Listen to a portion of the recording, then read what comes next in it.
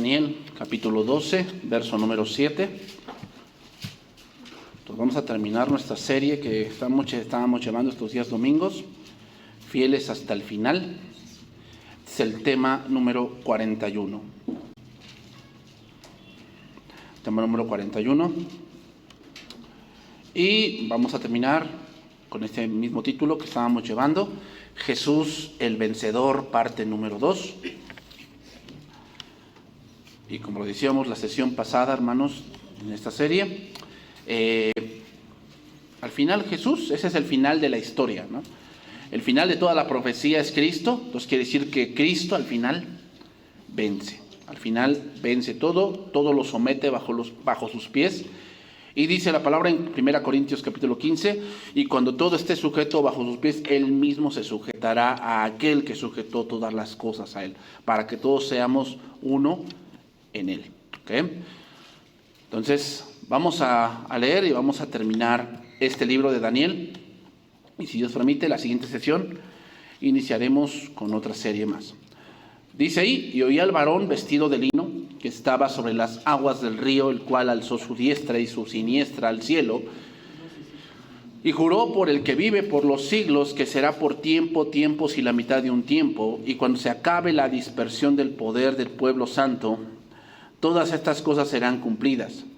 Y yo oí, mas no entendí, y dije, Señor mío, ¿cuál será el fin de estas cosas?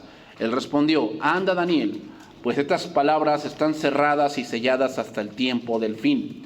Muchos serán limpios y emblanquecidos y purificados. Los impíos procederán impíamente, y ninguno de los impíos entenderá, pero los entendidos comprenderán. Y desde el tiempo que se ha quitado el continuo sacrificio hasta la abominación desoladora, habrá 1290 días. Bienaventurado el que espere y llegue a 1335 días. Y tú irás hasta el fin y reposarás y te levantarás para recibir tu heredad al fin de los días. En la literatura, ¿cómo decirlo?, apócrifa, el libro de Daniel tiene otro capítulo, el capítulo 13, que se llama Daniel, Bel y el dragón, que es un capítulo apócrifo, o sea, de dudosa procedencia. ¿Por qué razón? Bueno, la razón es porque ese capítulo se encontró después. Por eso no fue considerado en el canon. ¿Okay? Entonces, hoy vamos a terminar este libro, esta serie, donde hemos visto muchas cosas de cómo debe ser un hombre de Dios y cómo dice la epístola a los Corintios. 1 Corintios capítulo 16, verso 13. Vean lo que dice este pasaje, que es importante, hermanos. Hoy en día el mundo quiere redefinir lo que es ser un hombre varonil. Quiere redefinir eso, ¿no? Y un hombre varonil es aquel que no tiene carácter, es aquel que se comporta como una mujer, ¿no? Que se comporta como una mujer, lo cual, hermanos, en un hombre es malo. O sea, que una mujer se comporte como mujer, pues es lo natural, ¿no? Para eso, esa es su naturaleza. Pero un hombre que se comporte como una mujer es malo, hermanos. ¿Por qué? Porque ese no es el propósito por el cual el hombre fue creado. ¿Ok? El hombre fue creado con más fuerza, el hombre fue creado menos sentimental. ¿Por qué? Tiene que tomar decisiones. El hombre fue creado en una parte de proteger, por eso el hombre va a la guerra, porque tenemos esa parte de proteger lo que es nuestro. O sea, nuestra familia, nuestros hijos, nuestra esposa, nuestra patria, nuestra casa, tenemos esa parte. No digo que la mujer no, pero la mujer protege de otra manera. O sea, el hombre protege más físicamente. Por eso los hombres tienden más a pelearse, tienden los hombres más a arreglar las cosas de otra manera, ¿no? Como que a golpes y toda la cosa. Y la mujer no, la mujer arregla las cosas de otra manera, no como el hombre, ¿no? Entonces, que una mujer se comporte como mujer es lo natural. Que un hombre se comporte como una mujer es algo malo. Es algo malo, hermanos. ¿Okay? Vean lo que dice ahí 1 Corintios 16, 13. Velad, dice ahí, estad firmes en la fe. Y dice ahí, portaos varonilmente y esforzaos. Todas vuestras cosas sean hechas con amor. Lo voy a leer en la versión Martín Nieto, así se llama esta versión. Estad alertas, permaneced firmes en la fe. Dice ahí, sed hombres, sed fuertes, haced todo con amor. ¿A qué se refiere Pablo con ser hombres? Se refiere, hermanos, no habla de ahí que pues bien te definas la identidad que tengas, no se refiere a eso. Se refiere, hermanos, que un hombre debe ser una persona que tenga muy en cuenta las Escrituras. En la semana yo escuchaba a un predicador que dijo algo interesante y que me quedó muy grabado. Él dijo, cuando a veces tenemos un problema, vamos a ponerlo así, depresión, muchas veces pensamos y decimos, bueno, entonces vamos a ir con un experto. ¿Y quién pensamos que es un experto? Un psicólogo. Pensamos que es un psicólogo el que es experto en depresión. Y saber lo que dice, lo que está haciendo evidencia eso. O sea, el problema con ese pensamiento es que dejamos a Dios de fuera. O sea, como pensamos que la Biblia no habla de la depresión, dejamos afuera a Dios y vamos al hombre. Y el que siembra para la carne, de la carne va a cegar corrupción. Hermanos, cuando llegamos a ese punto donde pensamos o no sabemos dónde dice la Biblia sobre ese tema, lo que está demostrando es que te falta estudio de la Biblia. Porque no sabes cómo es las Escrituras. ¿Tú piensas que cuando Dios inspiró la Biblia no pensó en eso? O sea, se le olvidó, dijo, chin, Pablito, se me olvidó hablar de la depresión en la palabra de Dios y pues ni modo, vamos a tener que ocupar otras herramientas. No, hermanos, la palabra de Dios es suficiente. Si no encontramos la respuesta es porque te falta estudio bíblico. Es porque no sabes cómo manejar la Biblia. No la sabes. Por eso tienes que recurrir a cosas externas. Y el que siembra para la carne, de la carne va a cegar corrupción. Yo no estoy menospreciando, hermanos, esta parte de la psicología. Pero si tú quieres fundamentar tu vida en eso, sábete que vas a cosechar no cosas buenas, porque la palabra de Dios dice, pero el que siembra para el Espíritu, del Espíritu segará vida. Entonces, ser hombre es saber resolver problemas a base del pensamiento de Dios. Del pensamiento de Dios. Y Pablo y Daniel y sus amigos se enfrentaron a muchas situaciones que pareciera como que la ley no dice nada de eso. No dice nada. O sea, ¿dónde dice que cuando los ataquen y les digan no pueden orar a Dios, pues hagan lo que les digan? ¿Dónde dice eso? Pero hermanos, él tenía sabiduría. ¿Qué es sabiduría, hermanos? Tú puedes tener mucho conocimiento. Sabiduría es saber aplicarlo, bíblicamente hablando. Entonces, lamentablemente hoy, hermanos, muchos hombres no tienen eso. Y se comportan como mujeres. ¿Cómo? Muy sentimentales. Yo no digo que no tengamos sentimientos, hermanos, y que pues sí, a veces hay cosas que nos hacen llorar, ¿no? O sea, eso de que los hombres no lloran, eso no es verdad, hermanos. O sea, el llorar es algo natural del ser humano, que Dios hizo en nosotros para desahogar cosas. Pero no te la puedes pasar toda la vida así. No te la puedes pasar toda la vida así. La vida tiene que continuar. Y tienes que tomar decisiones para tu familia. Para tu familia. Óyelo bien, varón. Lo más importante no son tus hijos, es tu esposa. Porque antes de hijos tuviste esposa. O sea, si tú te andas por sentimentalismo de que no, pues es que yo mi vida por mis hijos, ajá, y tu esposa, ¿qué? Volando, afuera, si tú te mueres, ella está descubierta, se queda en la quinta pregunta. O sea, eso es falta de sabiduría. Y no te estás portando varonilmente. Varonilmente es que hay cosas que importan, hermanos. Hay cosas que importan. ¿Más que tu trabajo? Sí, más que tu trabajo. Tu vida espiritual, varón, importa. ¿Por qué? Porque entonces, ¿cómo vas a guiar a tu familia si tú eres un neófito? ¿Cómo la vas a guiar? ¿Cómo vas a guiar a tu esposa?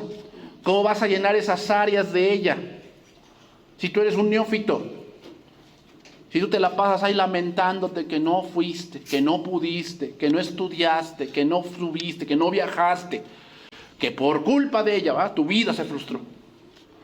Porque pues, ella se embarazó. Por el Espíritu Santo se embarazó. Y ella te frustró tus planes. Tú eras un hombre de éxito, ibas para allá, pero ella se atravesó. ¿Sí? No, varón, deja de estarte escudando. Toma la responsabilidad que Dios te ha dado. ¿Cuál? Tienes que tomar la responsabilidad de ser hombre. No ser hombre no es que pues, yo aquí las puedo todas. No, hermanos.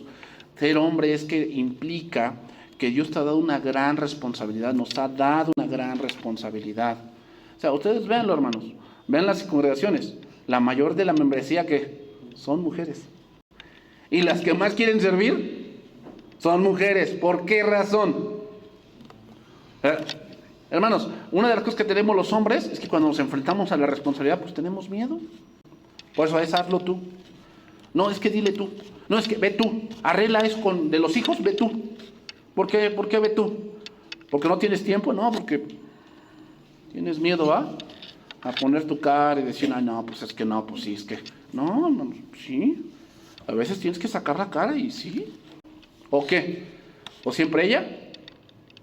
Te va a rebotar, ¿eh? Tu familia se va a ir al desastre. Si sigues haciendo eso, si no tomas la responsabilidad que a ti te corresponde. Tienes que tomar esa responsabilidad. ¿Quién tiene que ver lo de los bienes? Pues tú. ¿Y por quién tienes que procurar?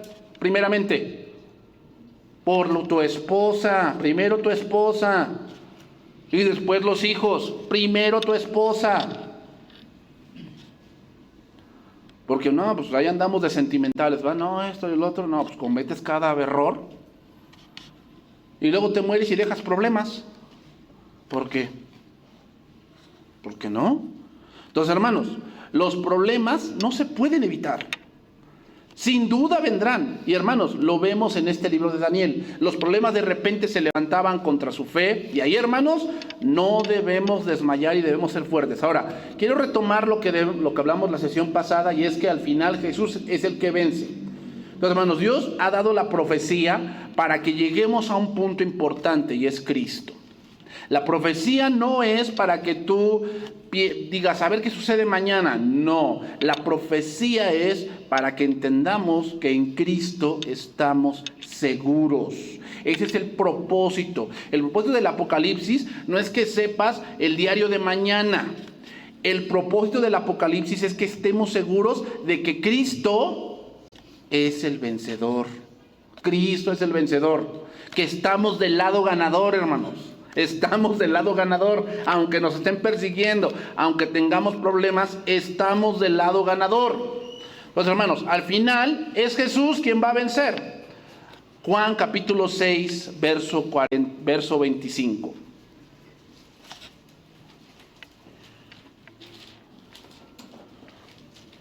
Y es Jesús, hermanos, quien va a juzgar. Es Jesús quien va a juzgar.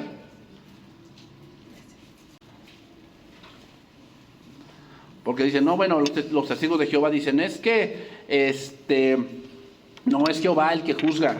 Él es más grande que Jesús. No. Y lo vamos a ver la próxima serie, hermanos. Vamos a ver un poco esa parte que se refiere que Jesús es la misma imagen y sustancia de Dios. Tenemos que entender eso, esa parte, hermanos. Juan capítulo 6, verso 25. Y hallándole al otro lado del mar le dijeron, Rabí, ¿cuándo llegaste acá? Respondió Jesús y les dijo, de cierto os digo que me buscáis, no porque habéis visto las señales, sino porque comisteis el pan y os saciasteis. Trabajad no por la comida que perece, sino por la comida que a vida eterna permanece, la cual el Hijo del Hombre os dará, porque a este señaló Dios el Padre. Hay un asunto en la ley, hermanos, que se le llama, cuando alguien está imposibilitado de ir físicamente, se le llama que deja una albacea. ¿Cómo debe ser esto? Más o menos es la idea. Una albacea es que alguien cumple los deseos tuyos, no sus deseos.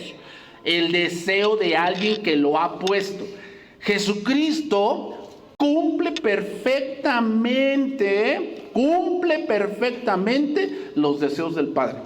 La palabra aquí señaló, en este versículo, la palabra griega es esfragizo, así se dice, esfragizo, y significa estampar. Cuando tú tenías una carta, ponías cera y ponías el anillo, estampabas un sello. Y ese sello hablaba de quién lo enviaba. O sea, lo que contenía esa carta, lo que contenía ese documento, era todo el deseo de aquel que la había escrito. Jesucristo es la viva imagen, el vivo deseo y el mismo pensamiento de Dios. O sea, todo lo que Jesús dijo, todo lo que Jesús hizo, todo lo que Jesús pensó, todo lo que Jesús caminó, es lo que el Padre hubiese hecho. Juan capítulo 5, verso 19. Y vean esto, hermanos, esto es importante. ¿Por qué Jesús va a juzgar a todos? Porque a este señaló el Padre. Por eso dijo Cristo: bienaventurado el hombre que en mí no haya tropiezo. ¿Por qué? Porque o Cristo puede ser para tu salvación o puede ser para tu juicio.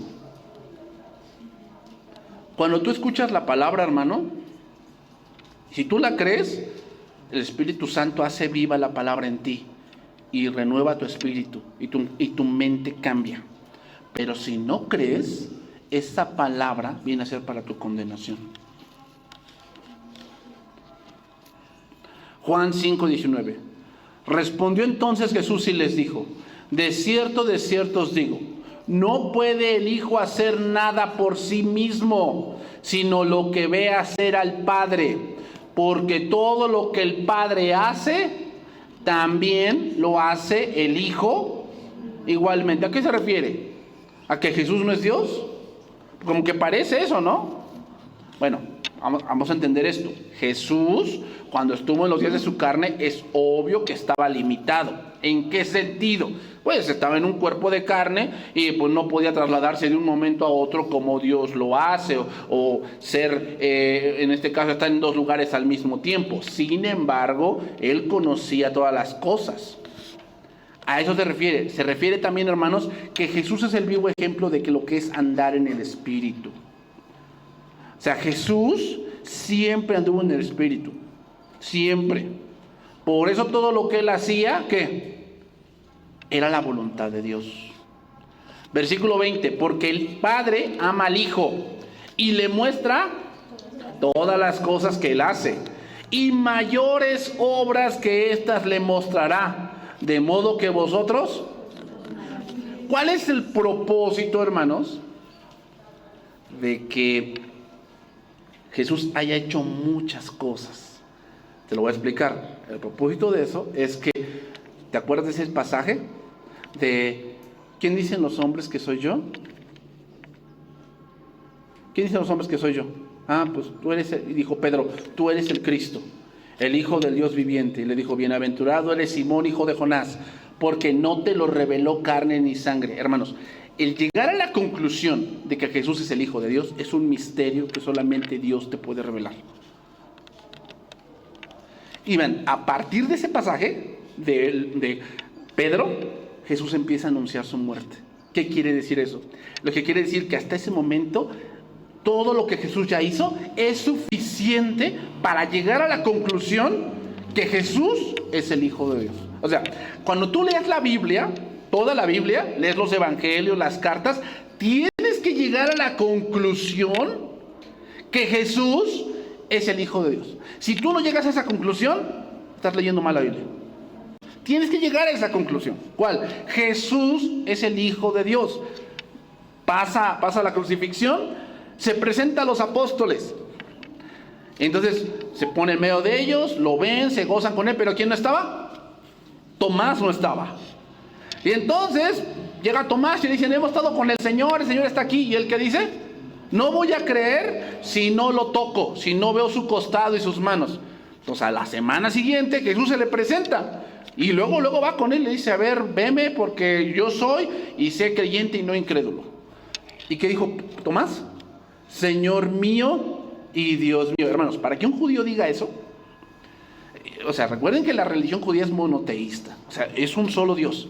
Que Tomás diga eso es que entendió que Jesús es la misma imagen de Dios, es el Hijo de Dios, y decirle Señor mío y Dios mío es que Dios le reveló un misterio. ¿Cuál misterio? Jesús es el Hijo de Dios. Tenemos que llegar a la conclusión cuando leemos la Biblia de eso, hermanos. Versículo 21. Porque como el Padre levanta a los muertos y les da vida, así también el Hijo a los que quiere da vida. Porque el Padre a nadie juzga, sino que todo el juicio dio al Hijo, para que todos honren al Hijo como honran al Padre. El que no honra al Hijo, no honra al Padre que le envió. De cierto os digo, el que oye mi palabra y cree al que me envió, tiene vida eterna, y no vendrá a condenación, mas ha pasado de muerte a vida. De cierto os digo, viene la hora, y ahora es, cuando los muertos oirán la voz del Hijo de Dios, y los que lo oyeren vivirán. ¿A qué muertos se refiere? No se refiere a Lázaro, se refiere a los muertos espirituales. ¿Oirán la voz de quién? Del Hijo, y vivirán. Porque como el Padre tiene vida en sí mismo, así también ha dado al Hijo tener vida en sí mismo, y también le dio autoridad para hacer juicio, por cuanto es el Hijo del Hombre. Ese título significa va a hacer juicio con todos los humanos, porque Él es humano. Entonces habrá juicio para todos los hombres, y los va a juzgar un hombre, pero también Dios. ¿Qué quiere decir? Bueno, lo que quiere decir es que al final Jesús es el que va a poner a todos debajo de sus pies. Entonces aquí nuevamente leo los versos de Daniel. Daniel 12, 2 al 6, lo voy a leer para retomar el contexto y terminar. Y muchos de los que duermen en el polvo de la tierra serán despertados, unos para vida eterna y otros para vergüenza y confusión. Y los entendidos resplandecerán como el resplandor del firmamento, y los que enseñan la justicia a la multitud como las estrellas a perpetua eternidad. Pero tú, Daniel, cierra las palabras y sella el libro hasta el tiempo del fin. Muchos correrán de aquí para allá, y la ciencia aumentará. Y yo, Daniel, miré, y aquí otros dos que estaban en pie, el uno de este lado del río y el otro del otro lado del río. Y dijo el uno al varón vestido de lino que estaba sobre las aguas del río: ¿cuándo será el fin de estas maravillas? Entonces se hace una declaración que esto que va viendo Daniel, y que para el ángel, para él era un total misterio y algo tan intangible, tan inentendible, se cumplirá. Versículo 7. Y oí al varón vestido de lino que estaba sobre las aguas del río, el cual alzó su diestra y su siniestra al cielo, y juró por el que vive por los siglos, que será por tiempos y la mitad de un tiempo, y cuando se acabe la dispersión del poder del pueblo santo, todas estas cosas serán cumplidas. Vean que no dice del pueblo de Israel, o dice de tu pueblo. Cuando se refiere a los judíos, se refiere, será la dispersión de tu pueblo. No dice eso, dice el poder del pueblo santo. ¿De qué estamos hablando? Persecución. ¿A quién? A la iglesia. Recuerden que santo significa apartado, apartado. ¿Y los judíos están apartados? Solamente es judío, Romanos 3, es judío, no es el que lo es en la carne, sino el que lo es en el corazón. O sea, un verdadero judío es aquel que ha nacido de nuevo. Recuerden que judío, la palabra judío viene de Judá, que significa alabanza. ¿Y qué dice Efesios? Para alabanza, somos hechos para alabanza de su gloria. O sea, somos judíos espiritualmente hablando, hermanos. Tiempo, ¿qué significa? La oposición a Dios y a su pueblo empezará y durará por un periodo de tiempo. Tiempos, esta oposición se incrementará y parecerá no tener éxito. Y mitad de un tiempo va a disminuir y terminará repentinamente ¿con qué? con el regreso de Cristo. Por tanto, esta expresión poco común se refiere a la duración del tiempo de persecución que se predice en los capítulos previos del libro de Daniel. La respuesta fue: llegará un tiempo cuando se acabe la dispersión del poder del pueblo santo, y cuando la iglesia cristiana se encuentre cerca de la aniquilación, Cristo vendrá por ella y la rescatará del mano de todo el mundo, y así estaremos siempre con el Señor. Versículo 8. Y yo oí, mas no entendí. ¿Por qué no entendió? Pues porque eran cosas que para un tiempo futuro, y las cosas del futuro son difíciles de entender. O sea, las cosas que ya pasaron, pues rápido las entendemos, pero las cosas que aún faltan por suceder son difíciles de entender. Y dije: Señor mío, ¿cuál será el fin de todas estas cosas? Él respondió: anda, Daniel, pues estas palabras están cerradas y selladas hasta el tiempo del fin. Esto lo que quiere decir es: no trates de curiosear lo que está más allá de tu entendimiento. Hermanos, Dios nos ha dado toda la información que nos gustaría tener sobre el futuro. No, hermanos. Debemos estar contentos de no saber lo que el Señor no nos ha dicho. Hechos capítulo 1, verso 6. Vean lo que dice ahí. Los apóstoles también preguntan lo mismo. Entonces los que se habían reunido le preguntaron diciendo: Señor, ¿restaurarás el reino a Israel en este tiempo?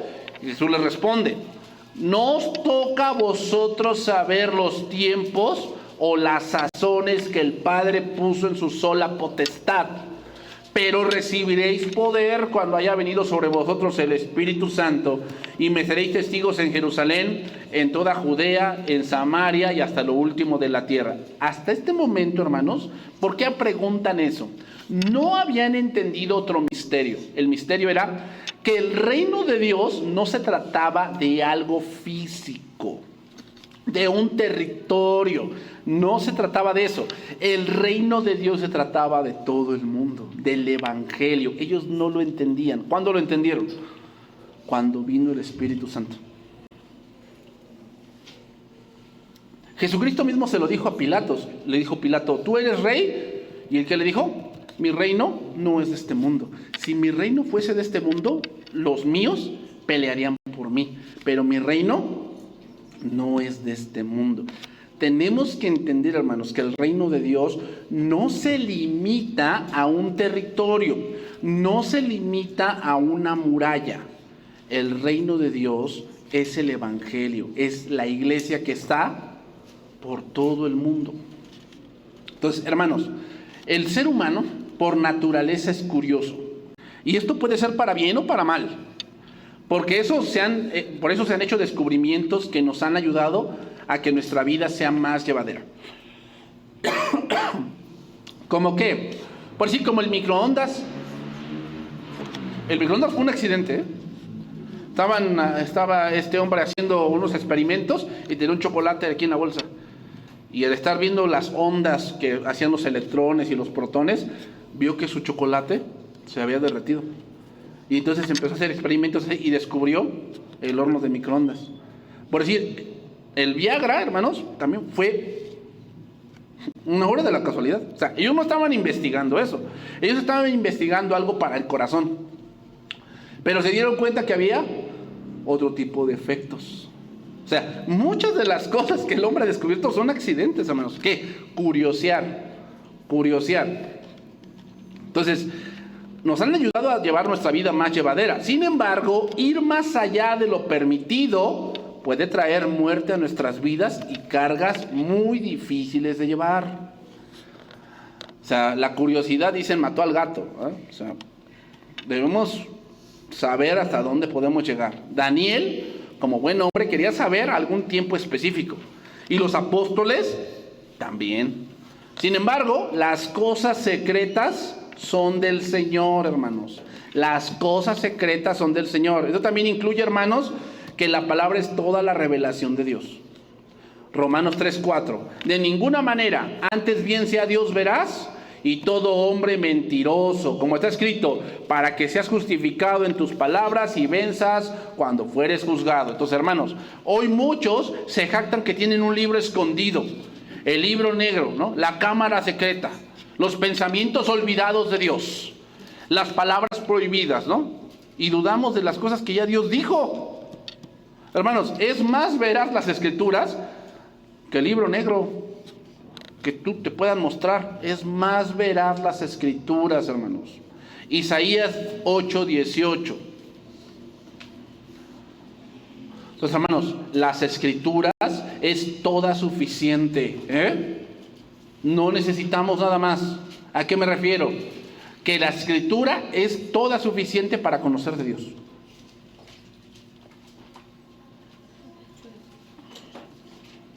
Toda suficiente, hermanos. Y si eso no nos basta, vamos a caer en errores doctrinales muy, muy terribles. La Escritura debe ser toda suficiente. Vean lo que dice, lo voy a leer en la versión textual, ese pasaje, Isaías 8:18, en la versión textual. He aquí, yo y los hijos que Jehová me dio, como señales y presagios para Israel, de parte de Jehová, que habita en el monte Sión. Y cuando os digan, consultad a los que invocan a los muertos y a los adivinos que hablan y susurran, respondedle, ¿no consultará el pueblo a su Dios? O sea, ¿le crees más a Madame Sassou que a las Escrituras? Es que yo todavía, pues sí consulto a veces el zodiaco. Porque pues yo soy cáncer y pues los cánceres no somos compatibles con el Capricornio. O sea, por favor, hermanos, eso es ridículo. Que andes pensando en esas tonterías. Por favor, hermanos, es ridículo. ¿No consultará el pueblo a su Dios? ¿Por qué habrá de ir los vivos a consultar a los muertos? Los muertos nada saben, hermanos. Los muertos nada saben. Ay, le voy a preguntar a mi bisabuela si quería yo que regalara su reloj. ¿Tú piensas que a tu bisabuela le interesa su reloj? Y dice el versículo 20, a la ley y al testimonio. Y si no dicen conforme a esta palabra, es porque no les ha amanecido. O sea, están en oscuridad. Hermanos, el hombre por naturaleza quiere saber la verdad. La cuestión es que lo busca en el lugar equivocado. Todos quieren saber la verdad, ¿no? Prefiero que me hieras con la verdad a que me mates con la mentira. No, dime ya la neta del planeta, si sí o no. Quiere saber la verdad. La cuestión es que el hombre no sabe andar en la verdad. No sabe. ¿Por qué no? Porque nuestra naturaleza es así. No nos gusta andar en la verdad. La revelación completa de Dios, hermanos, será entendida en su totalidad solo cuando los eventos que se han profetizado tengan lugar. Con la venida de Cristo, todos los misterios serán aclarados y las preguntas serán contestadas. O sea, hermanos, por eso hoy hay muchas posturas. ¿Por qué? Porque la Biblia en muchas cosas o en algunas cosas no es muy clara. Por lo regular en doctrinas secundarias no es muy clara. O sea, por decir, la segunda venida de Cristo tiene muchas posturas. Tiene muchas posturas. Por decir, otra donde hay muchas posturas es, primero es que Dios es la justificación y la fe, o primero es la fe y la justificación. Y ese es un estira y afloja, pero todos llegamos a la conclusión que solamente en Cristo hay salvación. Solamente en Cristo hay salvación. Daniel 12:11.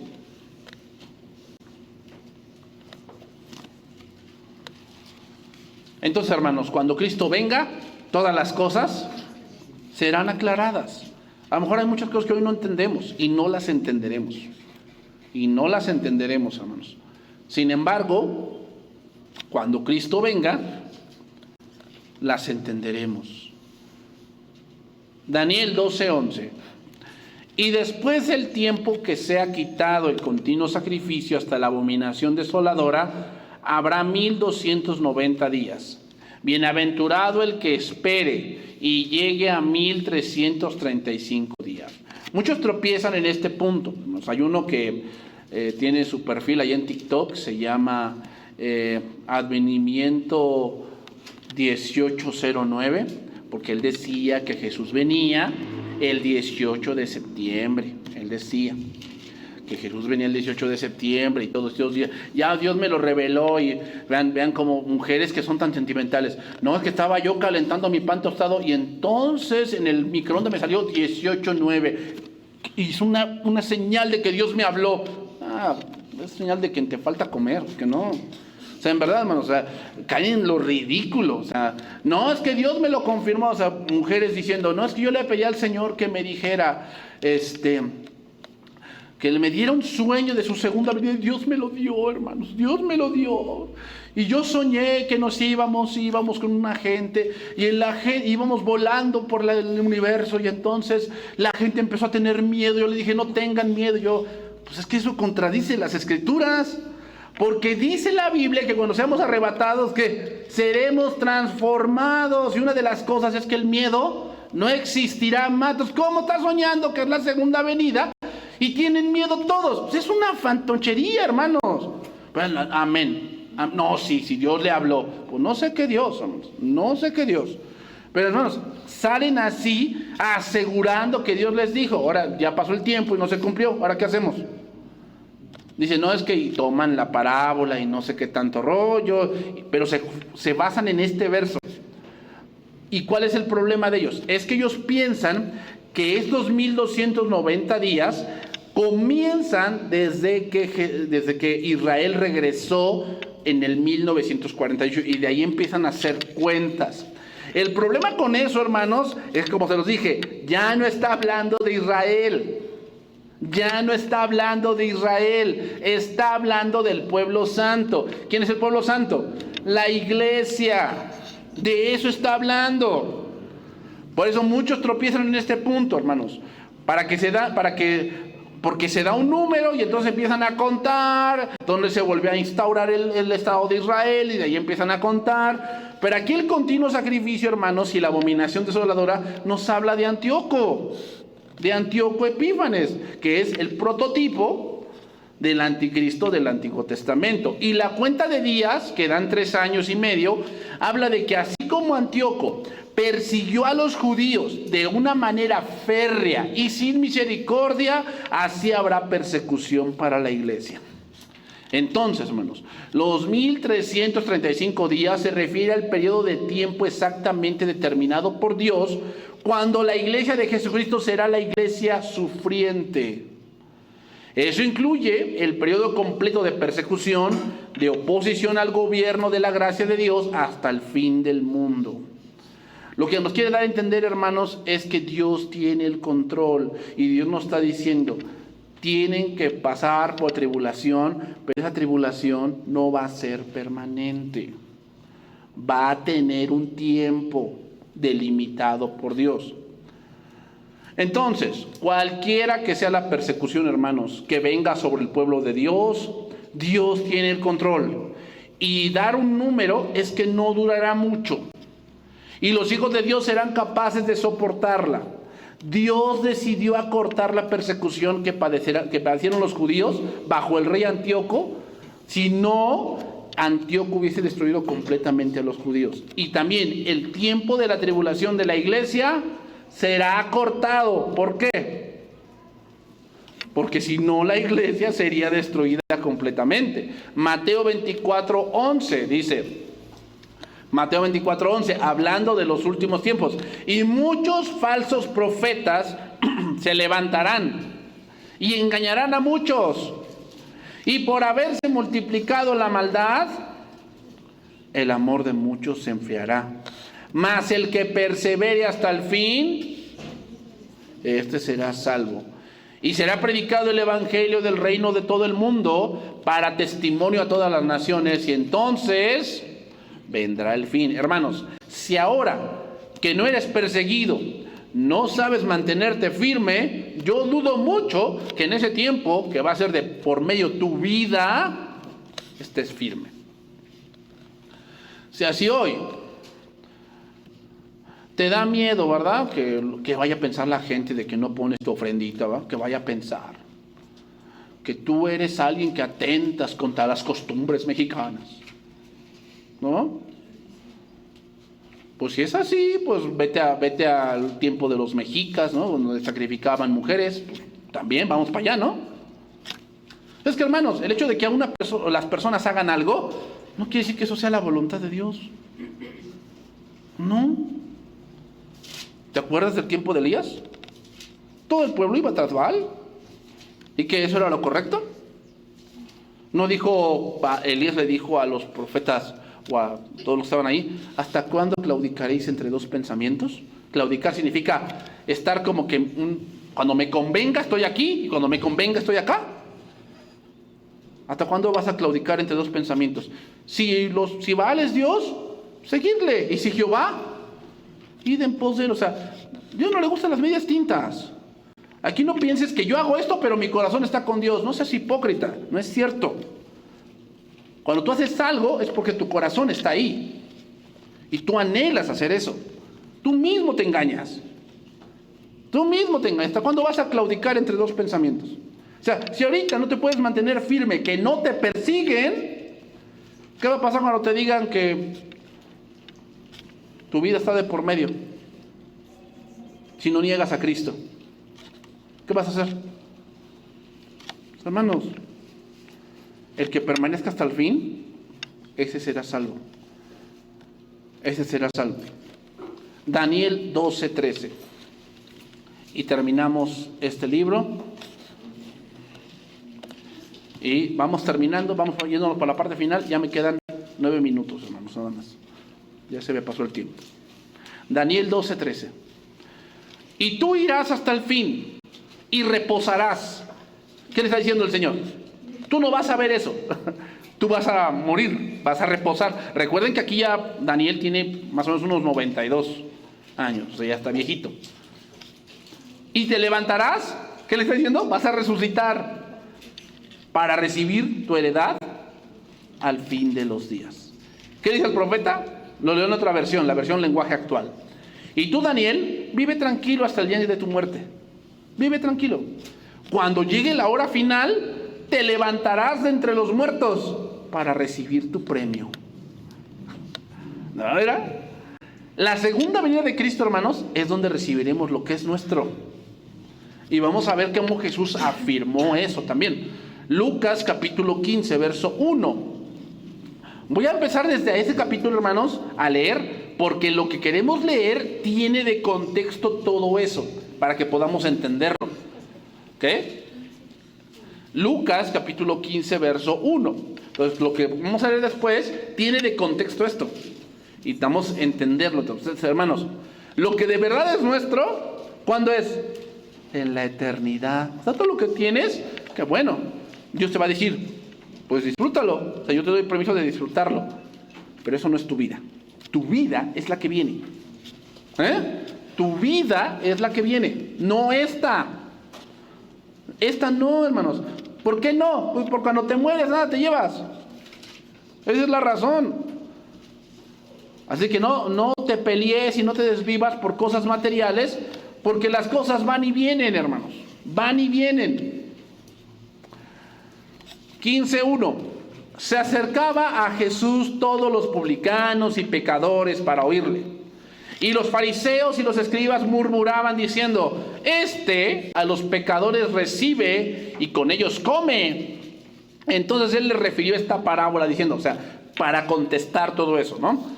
Un hombre de vosotros, ¿qué hombre de vosotros, teniendo 100 ovejas, si pierde una de ellas, no deja las 99 en el desierto y va tras la que se perdió hasta encontrarla? Y cuando la encuentra, la pone sobre sus hombros gozoso.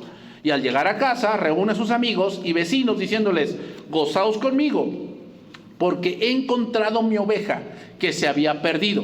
Os digo que así habrá más gozo en el cielo por un pecador que se arrepiente que por 99 justos que no necesitan de arrepentimientos. Hermanos, inicié por aquí, por el capítulo 15 y 16 son una misma idea, es un mismo pasaje. Después vemos la parábola de la oveja perdida, luego la parábola muy conocida de el hijo pródigo y finalmente la que me interesa, esta, la del mayordomo infiel. Capítulo 16, verso 1. Dijo también a sus discípulos, sigue con la misma idea. ¿De qué estamos hablando? De que vienen los pecadores a Cristo y el punto de Cristo fue, el Hijo del Hombre vino a buscar y a salvar lo que se había perdido. Los enfermos, los sanos no tienen necesidad de médicos, sino los enfermos. Yo para esto he venido. ¿Para qué? Para buscar a los enfermos. Ese es el punto del ministerio de Cristo. Ese es el evangelio, hermanos. El evangelio es, Cristo vino por los malos. Cristo vino por aquellos que piensan que no merecen. Cristo vino por aquellos que son pecadores. Aquí no estamos, hermanos, porque lo mereciéramos. Ni yo estoy aquí enfrente porque lo merezco. Ni allá tocan la guitarra o el piano. Aquí alguien canta porque lo merezca. Nadie merece, hermanos. Nadie. Todo lo recibimos por gracia. Y a veces lo recibimos cuando menos lo merecemos. Cuando hemos fallado. Cuando hemos tropezado. Dios nos da que le sirvamos. ¿Por qué? Porque así le servimos con el pensamiento de que no estamos allí porque nadie es como yo. Sin mí no funciona. No es cierto. No es cierto. Todo es por gracia. Pero los fariseos no lo veían así. Ellos veían la meritocracia. ¿Cómo es meritocracia? Pues hay que hacer méritos. Hay que ganarse al populacho, ¿va? Pues esto no es la política, hermanos. Aquí no estamos políticamente, no, hermanos. O sea, a Jesús todos lo rechazaban. No, pues él fue un peor político, Jesús. Pues hasta lo mandaron a matar, ¿no? Cuando preguntaron, ¿a quién suelto? ¿A Barrabás o a Jesús? No, pues ¿qué político quiere eso? Que le digan, no, pues danos a fulanito. ¿Y a Jesús? Crucifícale. Jesús, políticamente hablando, era un peor político de todos. Pero no, hermanos, aquí no se trata de política, se trata de que Dios te respalde. Por eso dice Pablo en Corintios, a mí en poco me importa lo que ustedes piensen de mí, porque mi conciencia está tranquila, porque yo sé que sirvo a Dios. O sea, hermanos, a quien debes de más temer es a Dios, no al hombre, a Dios, que de verdad estés haciendo lo que Él te manda. Te escondes del hombre, pero de Dios, ¿cómo te escondes? Y al final, ¿qué? Todo eso va a salir a la luz. Todo eso. Dijo también a sus discípulos, había un hombre rico que tenía un mayordomo, y este fue acusado ante él como disipador de sus bienes. Entonces le llamó y le dijo, ¿qué es esto que oigo acerca de ti? Da cuenta de tu mayordomía, porque ya no podrás ser mayordomo. Entonces el mayordomo dijo para sí, ¿qué haré? Porque mi amo me quita la mayordomía. No, cavar no puedo. Mendigar me da vergüenza. Ya sé lo que haré para que cuando se me quite la mayordomía me reciban en sus casas. Y llamando a cada uno a sus deudores de su amo, dijo al primero, ¿cuánto debes a mi amo? Él dijo, 100 barriles de aceite. Le dijo, toma tu cuenta, siéntate pronto y escribe 50. Después dijo a otro, ¿y tú cuánto debes? Él dijo, 100 medidas de trigo. Y él le dijo, toma tu cuenta y escribe 80. Y alabó el amo al mayordomo malo por haber hecho sagazmente, porque los hijos de este siglo son más sagaces en el trato con sus semejantes que los hijos de luz. Y yo os digo, ganad amigos por medio de las riquezas injustas, para que cuando estas falten, os reciban en las moradas eternas. El que es fiel en lo muy poco, también lo es en lo más es fiel. Y el que en lo muy poco es injusto, también en lo más es injusto. Y vean lo que dice ese pasaje. Pues si en las riquezas injustas no fuisteis fieles, ¿quién os confiará lo verdadero? Lo verdadero. O sea, que lo anterior es efímero. Lo verdadero es lo que viene. Y si en lo ajeno no fuisteis fieles, ¿quién os dará lo que es vuestro? Ningún siervo puede servir a dos señores. Ese es el punto de la parábola. Ese es el punto. Ningún siervo puede servir a dos señores, porque o aborrecerá al uno y amará al otro, o estimará al uno y menospreciará al otro. No podéis servir a Dios y a las riquezas. Y oían también estas cosas los fariseos, que eran avaros, y se burlaban de él. Entonces les dijo: vosotros sois los que os justificáis a vosotros mismos. ¿Cómo? Toma tu cuenta.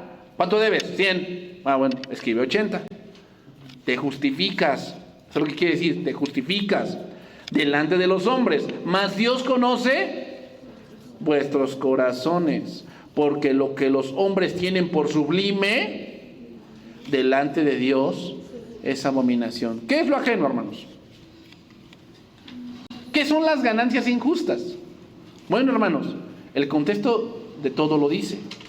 Debemos sí tener las ganancias de este mundo, y debemos tener en mente la expansión del evangelio, alcanzar a la oveja perdida y a la moneda perdida. Por eso es el contexto. No el acumular todo de una manera egoísta. O sea, ¿podemos tener cosas? Sí, pero no creas que tu vida consiste en acumular. No consiste en eso. Consiste en que sí, Dios no está en desacuerdo que vivas cómodamente, pero eso tiene que contribuir a la expansión del evangelio. ¿De qué te sirve vivir cómodamente si delante de Dios eres un neófito? Se supone que si vives cómodamente es para que tengas tiempo para Dios, no para que estés sumergido en el mundo. Porque por eso trabajas tanto, ¿no? Quieres tener una vida cómoda, ¿no? Un buen sofá, una buena tele que esté conforme a tu ego, ¿no? ¿Cuánto es tu ego? ¿70? ¿80 pulgadas? ¿Eso es tu ego? ¿100? ¿Eso es tu ego? Porque si no, no veo bien. Y tú quieres tener 10 computadoras. Bueno, que esas te sirvan para la expansión del evangelio, no para tu perdición. Dios no está en desacuerdo que tengas.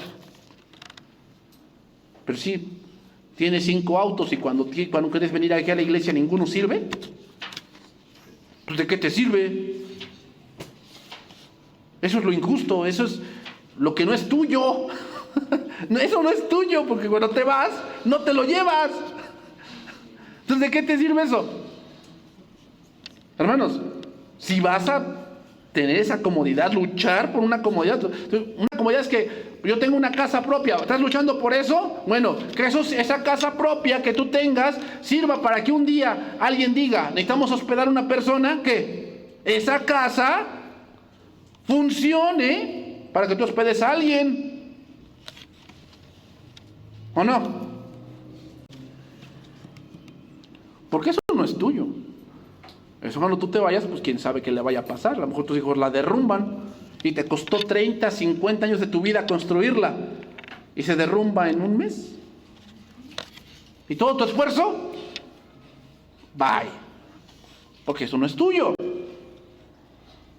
Daniel y sus amigos, hermanos, ocuparon sus posiciones no para ser importantes. Sí, Dios los puso, ¿verdad? Los puso como gentes importantes dentro del reino de Babilonia y gente importante dentro del reino medo-persa. Pero andaban buscando eso. Se fueron de politiquillos y se fueron allá a buscar, porque un hombre de éxito de Dios debe de ser exitoso en todo. Eso no es el éxito, hermanos. Porque si así fuese, ¿por qué Jesús, cuando dice que lo querían hacer rey, se apartaba? Y hoy el cristiano no se aparta. El cristiano quiere ahí estar metido. Para la gloria de Dios, no, para tu propia gloria. Para tu propia gloria, porque sabes pues que si te dan un huesito por allí, pues mi vida se hace más sencilla. Sí, ¿a costa de qué? ¿A costa de qué? No, pastor, ¿sabe qué? No voy a venir 2 meses, estamos en campaña, y 2 meses no voy a venir a la iglesia. Pues si eso te está alejando de Dios, yo dudo que sea de Dios. Yo dudo. Porque Dios no te pondría un tropiezo. ¿Tú piensas que, no, pues sí, mi hijo aquí esto y el otro? O sea, ¿tú piensas que fue Dios quien puso a Daniel allí para que ya no adorara a Dios? No te hagas. No te hagas. Eso lo quieres creer tú.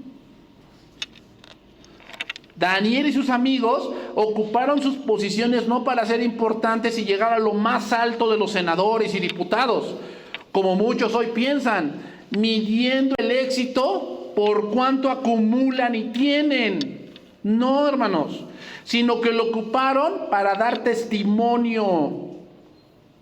Para dar testimonio. Tú mismo te metes en camisa de 11 varas ahí. Porque pues te llega el de la construcción y ahí estamos hablando de 1,000 pesos. Estamos hablando de millones de pesos. Millones de pesos. Oiga, ¿cuánto sale la construcción? No, pues 10, ponle 15. Y nos repartimos. ¿Cómo te cayó 1 milloncito en la bolsa? No, pastor, yo no haría eso. Mira, no seas ingenuo. No seas ingenuo. Llegan y te abren el maletín. Aquí está. Y una vez. No pagas impuestos, todo es para ti. Y tú sabes que cuando recibes un premio, el 16% de ese premio va para el SAT. ¿Sabes? ¿No? O sea, 160,000 pesos no son tuyos. Y te los dan así, mira, en un maletín, sin impuestos ni nada. Y tú en ese momento estás surgido de dinero. ¿Ah? No, yo no haría eso. Yo diría, Padre, ayúdame. No seas hipócrita, por favor. O sea, sí, con 100 pesos lo haces. 500, ¿verdad? Pero te das cuenta, o sea, muchas veces nosotros nos metemos en situaciones que Dios no quiere que estés allí. Dios no quiere. Eso te corresponde a ti también, varón, ¿eh? ¿Sabes cuál es el problema de que la mujer trabaje? Y no estoy en contra, o sea, a veces es necesario. A veces es necesario. Pero ¿sabes cuál es el problema? Que alguien más suple sus necesidades mentales, sentimentales, y ese no eres tú. Ese no eres tú. Y pues como llega a la casa bien contenta, y tú también, pues piensas que todo está bien. Pero, oh, gran error, algo se está sembrando ahí. Y cuando te das cuenta dices, ¿qué pasó? Si yo le daba todo, tenemos todo, ¿no? Ella tiene su coche, yo también. Aquí mi casa está grande para ella, le compré todo lo que quería, sí, pero no estabas tú. Y oh, gran error, ¿verdad? Tienes todo, pero eres miserable.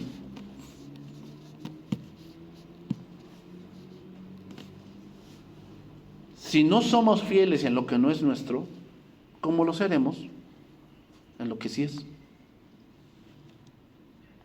Tenemos que ser fieles al Evangelio, hermanos. Si no eres fiel en tu cristianismo ahora, que no te persiguen, ¿cómo lo serás cuando de verdad de eso dependa tu vida? ¿Cómo lo vas a hacer? Si aquí pues le das poca importancia. Pues sea, el que estudia el pastor, pues él es el que es su chamba. ¿Yo por qué? Bueno, después lo vas a lamentar. Ocuparon para dar testimonio, para exaltar a Jehová, quien los libró y los puso por encima de los demás. Eso no es nuestro, hermanos. Y si no somos fieles en eso, entonces ¿quién nos dará lo que es nuestro? ¿Quién nos dará lo que es nuestro? O sea, si no fuiste fiel para cuidar a tu familia, por eso dice la palabra, que tenga bien su casa, del pastor, que tenga bien su casa. Pues si no sabe gobernar su casa, ¿qué? ¿Cómo cuidará? ¿Qué? De la iglesia. O sea, si no es fiel en lo que no es suyo, que Dios se lo ha dado y que no es fiel ahí, ¿cómo será fiel en el Evangelio? ¿Cómo? Hermanos, o sea, por eso que Dios nos diga como a Daniel al final, ¿sí? ¿Tienes esa comodidad? Sí, disfrútala. Dios es el que nos da el poder de disfrutar. Pero hermanos, que eso sea para el bien del Evangelio. Dios no está en contra de que tengas. Está bien, qué bueno. Si Dios te da, mira, yo cuando me entero que Dios les ha dado, me alegro mucho porque, hermanos, pues Dios no nos quiere tampoco miserables. O sea, eso fue una idea del siglo V, que todos pensaban que la iglesia debía ser pobre. No, hermanos, o sea, no. Tampoco vamos a estar buscando ahí que seamos multimillonarios. Porque, hermanos, ¿tú piensas que un millonario no tiene problemas? Tiene más. Tiene más, porque tiene que ver, pues, todo lo que le produce, ¿no? O sea, yo me preguntaba, yo tengo unos vecinos de una ferretería, pues, venden demasiado, y tienen como 12, 15 sucursales. Que aquí en el centro, que en Huamantla, que en Santana, que en Calpulalpan, que en Zacatlán. Y yo le dije, ¿y cómo ven todo eso? O sea, ¿te das cuenta? O sea, pues no le alcanza la vida. Pues tiene que estar ahí metido. ¿Y cuánto tienen tiempo para Dios? ¿Te das cuenta? O sea, ¿tú quieres esa vida? ¿Estresado? ¿Sin tiempo? O sea, sí, su hijo, pues los mejores celulares, su hijo tiene motoneta y maneja todas las camionetas último modelo. Pero no ha madurado como hombre. No ha madurado. ¿Por qué? Porque su padre se dedica más al negocio que a ver lo que Dios le ha dado, que es su hijo. Se va a lamentar después. Y lamentablemente el cristiano piensa que eso es lo que él debería tener. No, hermanos. Estate contento con lo que tienes. Pero que eso sea, ¿para qué? Para que el evangelio avance, para que tú crezcas también. O sea, ¿tú piensas que Dios quiere que tengas un trabajo de 7 a 7? O sea, de 7 días a la semana, 24/7. Y me pregunto, ¿y la parte espiritual tuya cuándo? ¿Cuándo? ¿Cuándo va a ser? O sea, hermanos, por favor, o sea, sí, hay que esforzarnos por sacar las cosas, los pendientes que tenemos, pero que eso sea para contribución del evangelio, que tú crezcas. Entonces, me estoy esforzando por comprar una computadora. ¡Qué bueno! Esfuérzate, ¿sí? Pero que eso sea ¿para qué? Pues para que leas. A lo mejor no puedes tener una biblioteca ahí llena de libros, pero en tu computadora puedes tener miles de libros. Que eso sea. Que tú dices, bueno, no puedo leer la Biblia, no tengo tiempo, pero bueno, tengo el internet, ¿no? Y tenemos ya pantallas disque inteligentes. Pues bien puedes decirle, oye, busco en YouTube la Biblia hablada, y mientras estás haciendo algo, mientras estás comiendo, oyes las escrituras, que eso sea para provecho tuyo. No, yo compro esta pantalla porque mi ego es esto. Estás perdido. Que lo que tengas, ¿qué?